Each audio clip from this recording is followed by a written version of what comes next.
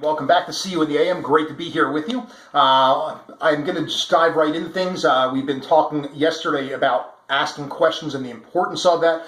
Today we're going to go a little bit deeper into that, and then we'll wrap that up tomorrow as we close out the week. So let's get right into where we left off yesterday and get into understanding what it is to ask questions. Why is it so important? So again, if we're not 100% clear or have proper understanding of the needs or the issues, then we must ask clarifying questions. We cannot solve a problem or meet needs unless they're understood completely.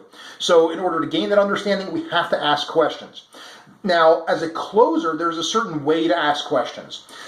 We mentioned clarity of thought and clarity of speech. So tied to that is that we only ask questions that we already know the answers to or the potential answers before asking. We use that analogy of a chess player, and this is exactly that. We understand the moves that are coming next. So we ask a question with an A or B answer, or potentially a C answer. And if it's A, I have another question. I'm going to lead them down a certain path. If B, then I'm going to lead them down a different path. But again, we are predetermined in the kind of questions we're going to ask. Now, how are we going to be able to accomplish that?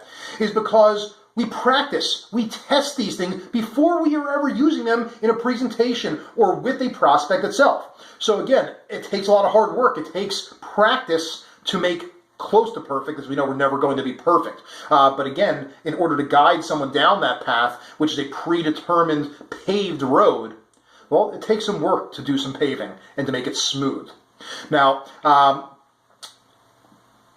also, we have different types of questions. We talked about having clarifying questions, but there's also a different type of question, which is more like a hypothetical, which is a very powerful tool in the sales world. We'll get into like storytelling and things of that at a different time. But when I'm talking hypotheticals, again, not everyone always wants to answer a question. They feel like they're being sold to. So by asking hypotheticals, it's not really real yet.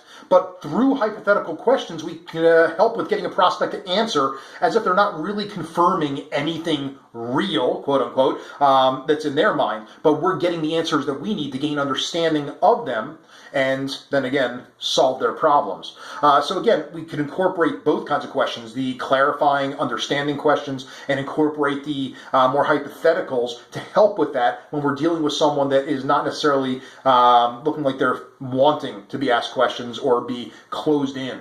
So again, it's a huge topic, asking questions. We're just on the tip of the iceberg. Tomorrow we're going to talk a lot more about it. We'll talk about the different sections and types of questions, whether it's during the interview or discovery, or whether it's during the solving of objections, answering objections, and answering questions. So there are different types of questions to be asking at those times. So we will get into that tomorrow, a lot more of the application. But I do appreciate you guys tuning in. Looking forward to tomorrow. But before we do, of course, let's wrap things up with our quote of the day.